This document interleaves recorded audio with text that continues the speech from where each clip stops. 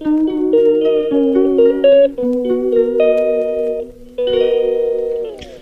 தி Lord. இந்த நாளுக்கான ஒரு வார்த்தை, கர்த்தர் உன் துக்கத்தையும் உன் தத்தளிப்பையும் நீ அடிமையாக்கப்பட்டிருந்த கடினமான அடிமைத்தனத்தையும் நீக்கி உன்னை இளைப்பார பண்ணும்.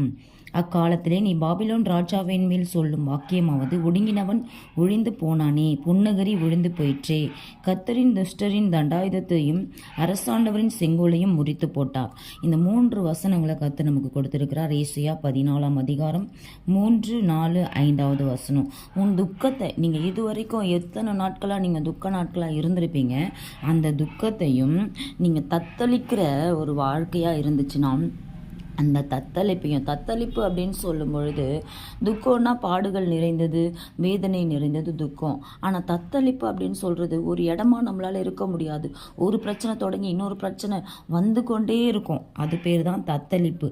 அது மாத்திரமல்ல, நீ அடிமையாக்கப்பட்டிருந்த கடினமான அடிமைத்தனம். ஒருத்தர் கீழே நம்ம வேலை செய்கிறோம் அப்படின்னு சொன்னால் அது அடிமைத்தனம்.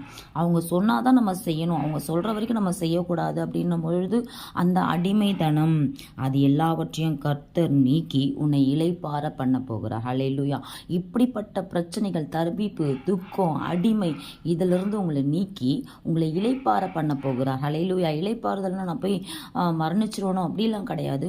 உங்களை கொஞ்ச காலத்தில் உங்களை என்ன பண்ணுவாராம், அந்த பிரச்சனைகளிலிருந்து விலக்கி உங்களை ஒரு நல் வழியில் நடத்த போகிறார். ஹல்லேலூயா. அடுத்த வசனம் சொல்றாரு, நீ பாபிலோன் ராஜாவின் மேல் சொல்லும் வாக்கியமாவது, ஒடுங்கினவன் ஒழிந்து போனானே, பொன்னகரி ஒழிந்து போயிற்றே. அதாவது உங்களை ஒடுக்கின மனுஷன், அதாவது இஸ்ரவேலர் ஜனங்க ரொம்ப நாட்களாக அடிமைகளாக இருந்தாங்க. எகிப்து தேசத்தில் அவங்க அடிமைகளாக இருந்தாங்க. அதனால தான் யாக்கோபுக்கு, அந்த யாக்கோபு என்றாலே இஸ்ரவேலர் இல்லையா, அந்த ஜனங்களுக்கு சொன்ன வார்த்தை தான் இது.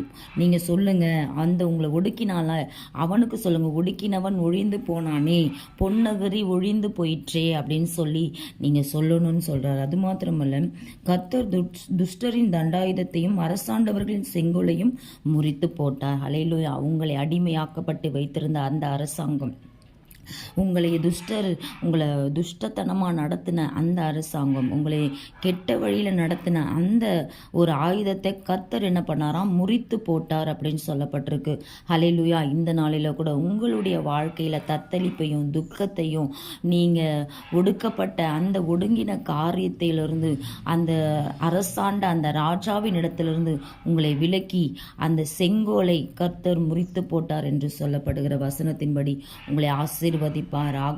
இனிமேல் உங்களுக்கு தத்தளிப்பு இல்லை, உங்களுக்கு துக்கம் இல்லை, உங்களுக்கு பாடுகள் இல்லை, உங்களுக்கு வேதனைகள் இல்லை, உங்களுக்கு கலக்கங்கள் இல்லை.